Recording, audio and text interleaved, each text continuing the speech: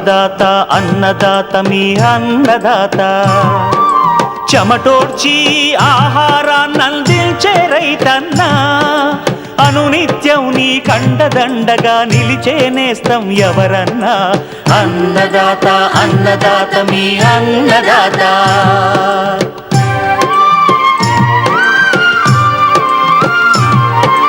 నూతన రీతుల సాగుబడికి నూరింతలు పెరిగే దిగుబడికి సూచనలిచ్చే సస్య రక్షణకు పశు పోషణకి శాస్త్ర విజ్ఞానం అందించి ముందుకు నడిపే తెలుగు రైతు భారతదేశానికి మకుటం అయ్యేలా తీర్చిదిద్దే ఆశయంతో మిమ్ము మేలు కొలిపేది అన్నదాత అన్నదాత అన్నదాత మీ అన్నదాత అన్నదాత అన్నదాత మీ అన్నదాత. అన్నదాత ప్రేక్షకులకు నమస్కారం. ఈనాటి ముఖ్యాంశాలు: అరుదైన మొక్కలతో నందనవనాన్ని సృష్టించిన కృష్ణా జిల్లా ప్రకృతి ప్రేమికుని అనుభవం, ఎడగారు వరి సాగులో మేలైన యాజమాన్య పద్ధతులు, ప్రకృతి వ్యవసాయంపై రైతుల్లో పెరుగుతున్న ఆదరణ, రైతులను ప్రోత్సహిస్తున్న అధికారులు.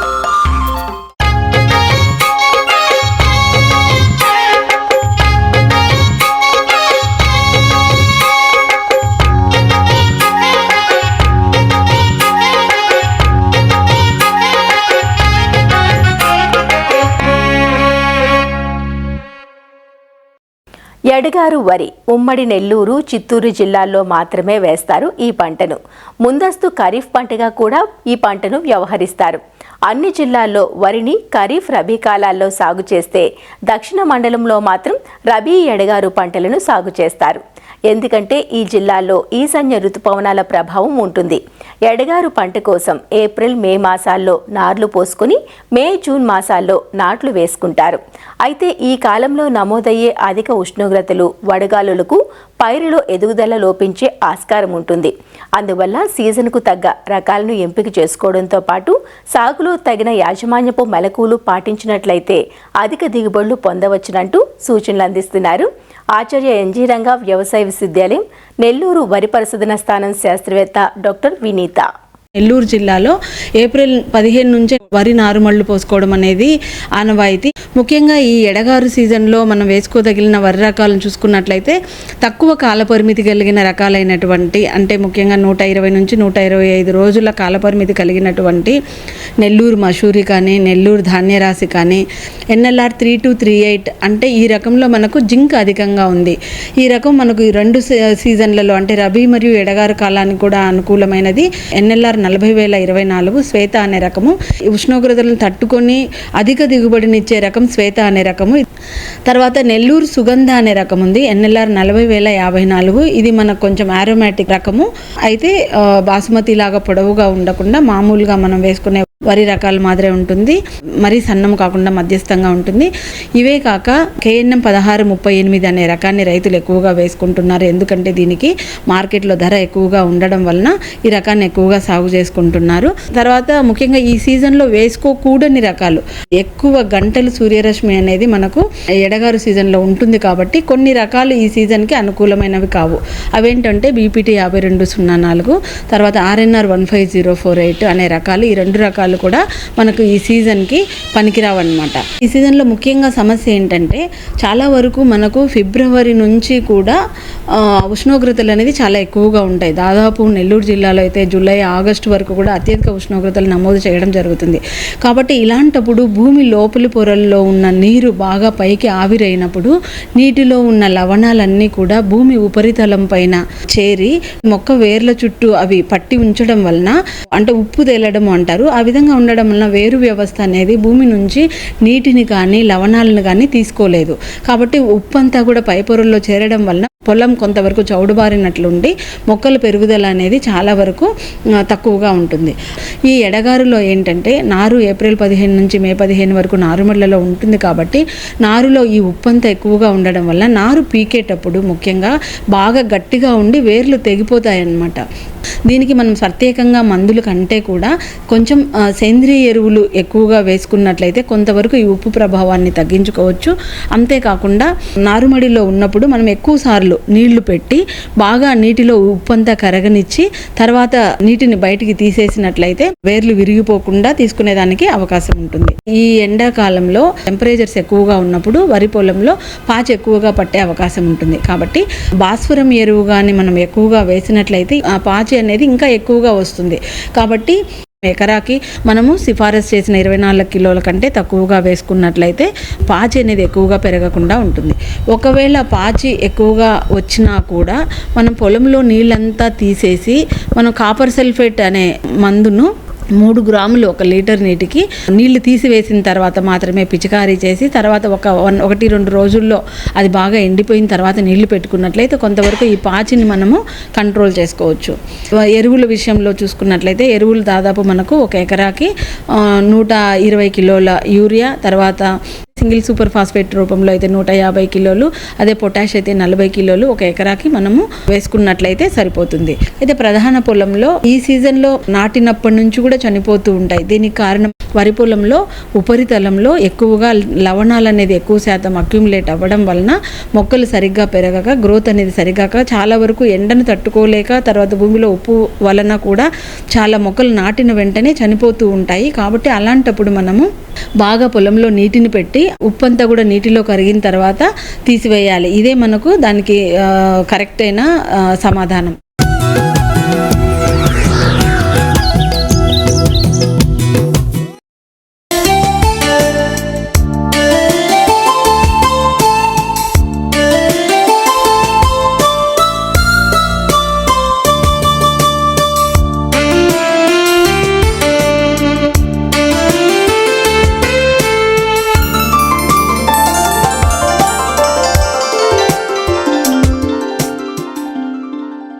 డబ్బు సంపాదన వెనుక పరుగులు తీస్తున్న ఈ రోజుల్లో జాతీయ రహదారి పక్కన కోట్ల రూపాయల విలువ చేసే స్థలం ఉంటే ఎవరైనా ఏం చేస్తారు? భారీ షాపింగ్ మాల్ కడతారు, లేదా కమర్షియల్ కాంప్లెక్స్ నిర్మించి అద్దెలకు ఇస్తారు. కానీ విజయవాడకు చెందిన ఓ ఔత్సాహికుని ఆలోచన వేరుగా ఉంది. అతను భూమిని కాంక్రీట్ అడవిగా మార్చలేదు. 3 ఎకరాల స్థలాన్ని ఒక నందనవనంలా తీర్చిదిద్దారు. వందల సంఖ్యలో పుష్పాలు, ఫలజాతి మొక్కలతో పాటు గోవులను పెంపకం చేస్తున్నారు. రసాయనాలకు తావులేని పచ్చదనాన్ని పెంపొందిస్తున్నారు. ఆయన ఉద్యాన వ్యవసాయం ఎలా ఉందో, వారి క్షేత్రంలో కొలువైన మొక్కల విశేషాలను ఆయన మాటల్లోనే తెలుసుకుందాం రండి మరి.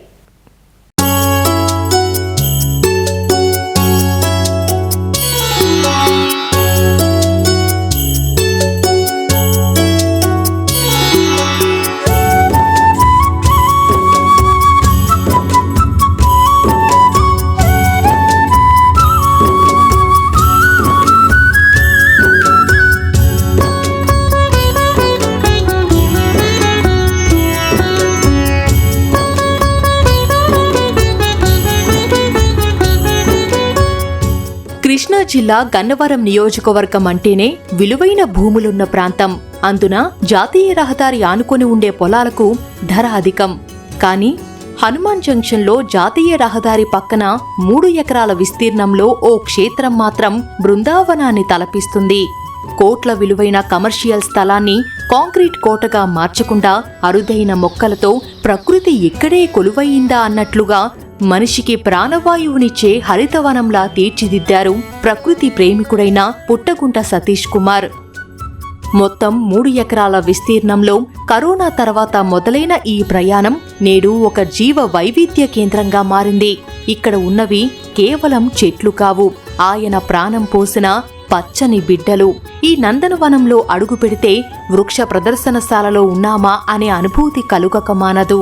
ప్రపంచంలోనే అత్యంత ఖరీదైన మియాజాకి మామిడి మొక్కలు, చైనా నుంచి తెప్పించిన బోన్సాయి మొక్కలు, రుద్రాక్ష వృక్షాలతో పాటు వాటర్ యాపిల్, ఆవకాడో, చెర్రీ, రామఫలాలు, లక్ష్మణ ఫలాలు, అంజీరా, ఖర్జూరం, ఉసిరి, పనస ఇలా 100కు పైగా పండ్ల జాతులు కొలువుదీరా ఇక్కడ.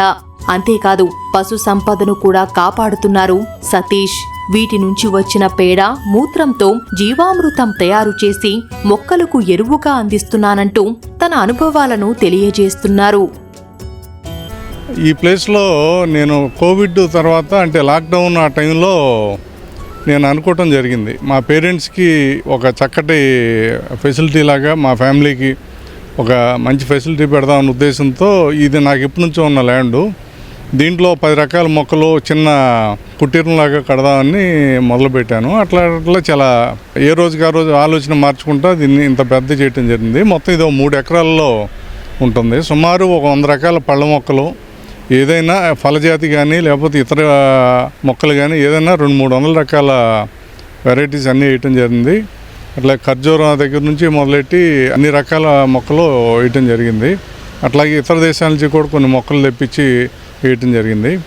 ప్రతిరోజు నేను వచ్చి నా ఫ్యాక్టరీకి వెళ్ళి తిరిగి వస్తా. ఫామ్ హౌస్లో ఒక 5 నిమిషాలు ఉంటే ఇక్కడ రోజు ఒక 5-6 కేజీలు కూరగాయలు కానివ్వండి, పండిన పళ్ళు కానీ ఇవ్వటం, అది ఇంటికి పట్టుకెళ్ళటం చాలా ఆనందంగా ఉంటుంది. మా ఫ్యామిలీ కానీ మా ఫ్యామిలీ దగ్గరగా ఉండే స్నేహితులు, బంధువులు వాళ్ళు వచ్చినప్పుడు కూడా ఇది చక్కగా ఎంజాయ్ చేసే పరిస్థితి ఉంటుంది.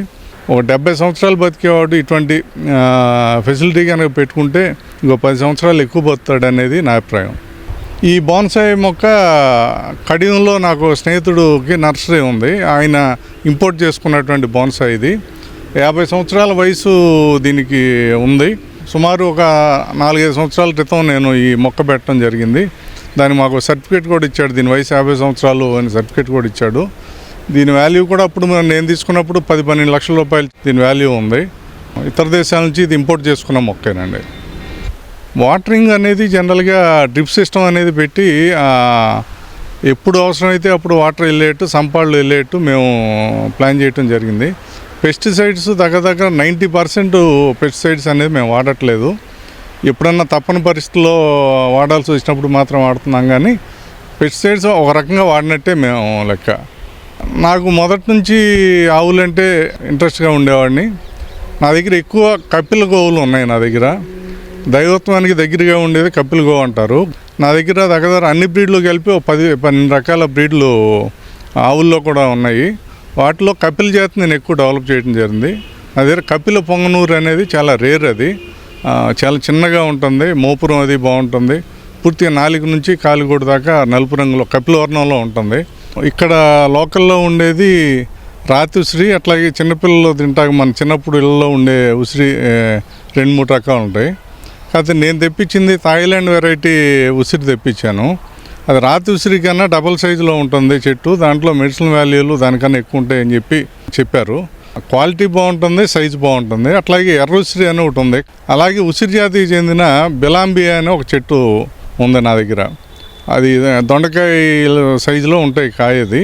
దాంట్లో విటమిన్ సి చాలా పుష్కలంగా ఉంటుంది. అది కూరల్లోనూ వేసుకోవచ్చు, పచ్చడి పడుతున్నారు అట్లా ఉంది. అలా కాకుండా రుద్రాక్ష కూడా నేను చూసిన ప్రాంతాల్లో కానీ ఈ చుట్టుపక్కల కానీ ఎక్కడ రుద్రాక్ష కాయ రావటం తయారవటం అనేది నేను చూడలేదు. కానీ ఇక్కడ నా దగ్గర ఒక 3 చెట్లు రుద్రాక్షలు ఈ సంవత్సరం దగ్గర ఒక 100 పైగా రుద్రాక్షలు నేను తీయటం జరిగింది.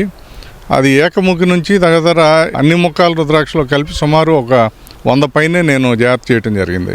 బలం ఇవ్వటం, రెండోది ఎప్పటికప్పుడు చెట్టును జాగ్రత్తగా చూసుకోవటం, ఇటువంటివి తప్ప దీన్ని సపరేట్గా ఏదో ప్రత్యేకంగా చూసే పరిస్థితి ఏం లేదండి. అన్ని మొక్కలతో పాటు దీన్ని కూడా చూడటమే. సుమారు ఒక 10-12 రకాల మామిడి జాతులు వేయటం జరిగింది. వాటిలో కొన్ని ఇంపోర్టెడ్వి కూడా ఉన్నాయి. దేశీ రకాల్లో వచ్చి పండూరువారు మామిడి, కొబ్బరి మామిడి, చిన్న రసాలు, పెద్ద రసాలు, అట్లాగే మియాజాకి కూడా ఉన్నాయి. అది కాక ఒక 5 రకాల ఇంపోర్టెడ్ చెట్లు కూడా ఉన్నాయి. అన్నీ కాపుకొచ్చినాయి ఈ సంవత్సరం. కొన్ని కడియం నుంచి తెప్పించాను, కొన్ని మహారాష్ట్ర నుంచి తెప్పించాను. అట్లా రకరకాలు తెప్పించాను. మా పరిసర ప్రాంతాల్లో కానివ్వండి, ఆంధ్రప్రదేశ్లో కానివ్వండి, అసలు ఎక్కువ సాగు చేసేది మామిడి రకాలు, చిన్న రసాలు, పెద్ద రసాలు, బంగినపల్లి, కలెక్టర్కాయ అంటారు. ఇప్పుడు నేను తీసుకొచ్చేసిన మియాజాకి కానివ్వండి, ఇంపోర్టెడ్ రకాలు కానివ్వండి, ఈ పండూరువారి మామిడి, ఇటువంటి రేర్ జాతులు కానివ్వండి, ఇవి అసలు మన ప్రాంతంలో వేసి ఇవి ఎందుకు సక్సెస్ అయిన తర్వాత రైతుకి లాభం ఉంటుందనే ఉద్దేశంతో నా ఫామ్లో చూసి దాన్ని ఇతర రైతులకు కూడా చెప్దామనే ఉద్దేశంతో నేను ఇవన్నీ వేయటం జరిగింది. ఇప్పుడు అది మియాజాకి అని ఉంది. చాలామంది అది జపాన్ బ్రీడ్ కదా, ఇక్కడ పెరగదు అనేది అపోహలో ఉన్నారు. నేను ఈ సంవత్సరం ఫస్ట్ ఇయరే దగ్గర ఒక 100 మియాజాకి కాయలు నా ఫామ్ హౌస్లో రావటం జరిగింది. అది అట్లాగే రైతులను మనం ఎంకరేజ్ చేసుకుంటూ వెళ్తే జపాన్లో 2.5-3 లక్షలు, అమెరికాలో 2.5-3 లక్షలు ఉండా మన ఇండియాలోనో లేకపోతే ఈ ప్రాంతంలో కూడా అంత కాకపోయినా రైతుకి ఉపయోగపడే రేటు ఉంటుంది అనేది నా భావన. కడియంలో ఫ్రెండ్ నర్సరీ ఆయన ఉంటే వారిని అడగటం జరిగింది. ఆయన థాయిలాండ్ నుంచి ఒక 10 మొక్కలు తెప్పించి 10 మొక్కలు నాకే ఇచ్చారు. ఈ ఫామ్ హౌస్లో దాదాపు ఒక 3 చెట్లు పెట్టాను. అట్లాగే ఫ్రెండ్స్ కొన్ని అట్లా పెట్టడం జరిగింది. నేను ఇచ్చిన ప్రతి చెట్టు కాపు ఈ సంవత్సరం వచ్చింది. ఈ ఫ్రూట్ కూడా టేస్ట్ చూసుకుంటే మన మామిడి పళ్ళు అన్ని రకాలు ఏ టేస్ట్ ఉంటాయో వాటికన్నా భిన్నంగా ఉంది. కవర్లు కట్టామండి. ఈ ఒక చెట్టు ఒక 50 కాయల వరకు రావటం జరిగింది. అంటే చాలామంది ఇది చెప్తే ఏదో హాస్యాస్పదంగా అనుకుంటారు, ఏదో కిలో 2.5 లక్షలు 3 లక్షలు అని. ఒరిజినల్గా ఈ పండు కిలో 2.5 లక్షల రూపాయలు మార్కెట్లో నడుస్తుంది. అంటే మనకి ఇంకా ఈ కాయ ప్రొడక్షన్ లేదు కాబట్టి తెలియట్లేదు. నేను అనేది ఏంటంటే కొంచెం స్తోమత ఉన్న వాళ్ళు ఎవరైనా సరే వాళ్ళకి ఖాళీ భూమి ఉంటే కనుక ఇట్లా 10 రకాల మొక్కలు ఒక చిన్న కుటీరం లాంటిది వేసుకుంటే వాళ్ళ ఆరోగ్యం ఇంకా బాగుంటుంది అనేది నా ఉద్దేశం. ఈటీవీ వారు, ఈనాడు వారే తగ్గ టెర్రస్ గార్డెనింగ్ని ఇటువంటివి చాలా ప్రోత్సహిస్తున్నారు సిటీల్లో. రూరల్లో వచ్చేప్పటికీ ఆర్గానిక్ వ్యవసాయం అనేది మన కమర్షియల్గా కాకపోయినా మన కుటుంబాల వరకు అది వాడుకోవటానికి ఉపయోగపడతాయి. ఇప్పుడు ఎటు చూసినా సరే ఏదో క్యాన్సర్ అని చెప్తున్నారు. ప్రతి ఒక్కళ్ళు వాళ్ళకున్న వ్యవసాయ భూమిలో కానివ్వండి, అట్లాగే వాళ్ళకున్న జాగాలో ఇట్లా ఈ గ్రెయినరీ డెవలప్ చేసుకుని ఆకుకూరలు, కాయగూరలు ఇటువంటివన్నీ పళ్ళ జాతులు ఇటువంటివి పెట్టుకుని వాళ్ళ ఆరోగ్యాన్ని పెంపొందించుకోవాల్సిందిగా నేను కోరుతున్నాను. ఇంతటి అద్భుతం వెనుక సతీష్ కుమార్ నిరంతర తపన, శ్రమ దాగుంది. ఈ మొక్కల సేకరణ కోసం వివిధ ప్రాంతాల్లో పర్యటించారు. కడియం నర్సరీల నుండి పూణే, కూర్గు వరకు ఎక్కడ అరుదైన మొక్క ఉన్నా తెచ్చి తన తోటలో నాటారు. అభివృద్ధి అంటే కేవలం భవనాలు నిర్మించడం కాదు, మన చుట్టూ ఉన్న ప్రకృతిని కాపాడుకోవడం. మన ఇంటి ఆవరణలోనూ, డాబాపైనో వీలైనన్ని మొక్కలు నాటితే అవి రాబోయే తరాలకు ఆరోగ్యాన్ని ప్రసాదిస్తాయంటున్న సతీష్ కుమార్ నందనవనం ఎందరో ప్రకృతి ప్రేమికులకు ఆదర్శం.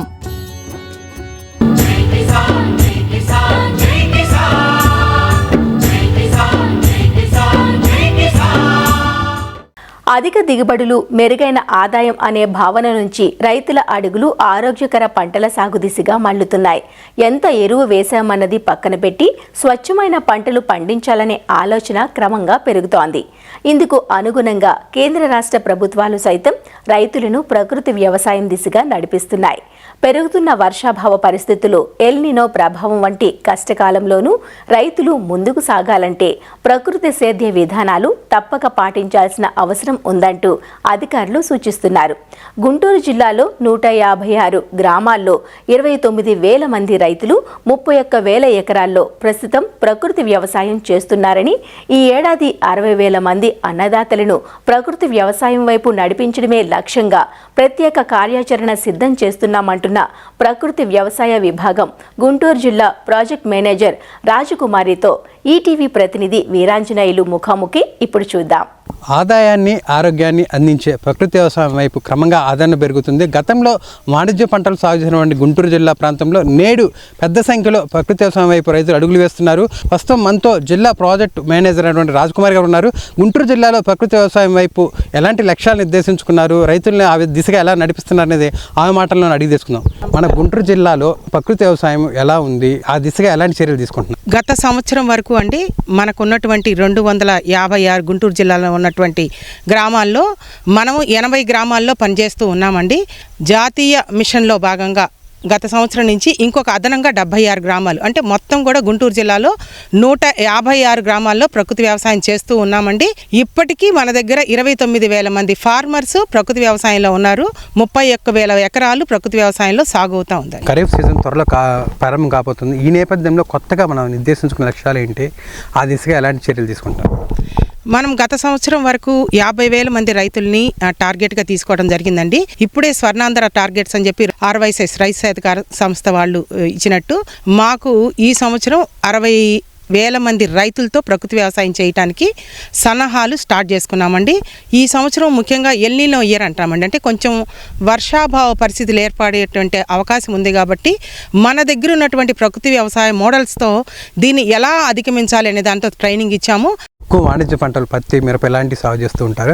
ఇప్పుడు వాళ్ళందరినీ అంటే ఆ భూములన్నింటినీ కూడా ప్రకృతి వ్యవసాయం వైపు ప్రకృతి భూములుగా మార్చాలి అంటే ఎలాంటి ప్రాథమిక చర్యలు ఏముంటాయి? ముఖ్యంగా మన రైతులందరూ పంట పండించటానికే ప్రిఫర్ చేస్తారు కానీ పంట సాగు అవ్వటానికి కావాల్సినటువంటి భూమి మీద శ్రద్ధ వహించరు. సో ప్రకృతి వ్యవసాయంలో మొదటి కాన్సెప్ట్ ఏంటంటే భూమిని ఆరోగ్యకరంగా ఉంచుకోవాలి. ఆరోగ్యకరమైన భూమి నుంచి మాత్రమే ఆరోగ్యకరమైన పంటలు పండుతాయి.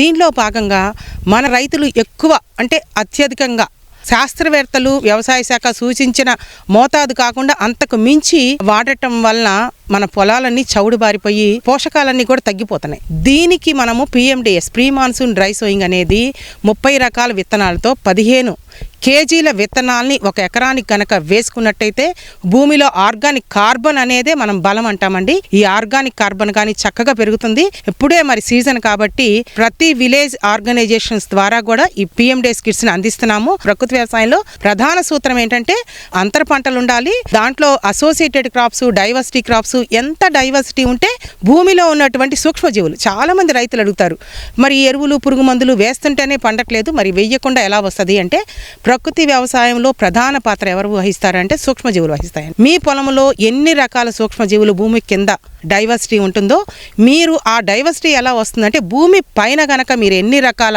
మొక్కలు పెంచుతారో దానిలో భాగంగా అంత మార్పు వస్తుంది మన భూమిలో. భూమి ఆరోగ్యంగా ఉన్నప్పుడు ఖచ్చితంగా మొక్కలకి చీడపీడలు కానివ్వండి, అధిక దిగుబడి రావటం కానీ చాలా త్వరగా మార్పు చెందుతుంది అన్నమాట. అంటే మామిడి సాగు చేసినప్పుడు వచ్చే దిగుబడికి ప్రకృతి వ్యవసాయంలో వచ్చే దిగుబడికి చాలా వేరియేషన్ ఉంటుంది, తక్కువ ఉంటుంది అనుకున్నారు. అది ఎంతవరకు వాస్తవం ఆ వివరాలు చెప్పండి. అంటే అప్పటి వరకు రైతులు 50 సంవత్సరాల వరకు పుంకాలుగా బస్తాలు మరి యూరియాలు, DAPలు చాలా వివిధ రకాలైన పురుగు మందులు, ఎరువులు వాడి ఉన్నటువంటి భూమిని అంటే ఒక్క సంవత్సరంలోనే మరి మార్పు రావాలి అనుకుంటాం.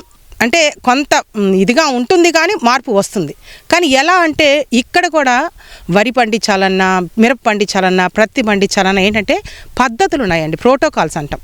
ఈ పద్ధతులు ఖచ్చితంగా పాటిస్తూ 400 కేజీలు ఘనజీవామృతము, 15 రోజులకు ఒకసారి ద్రవజీవామృతము, అట్లానే నీమాస్త్రము, అగ్నాస్త్రము, ఇలాంటి అస్త్రాలు శస్త్రాలు అన్నీ ఉంటాయి మన దగ్గర.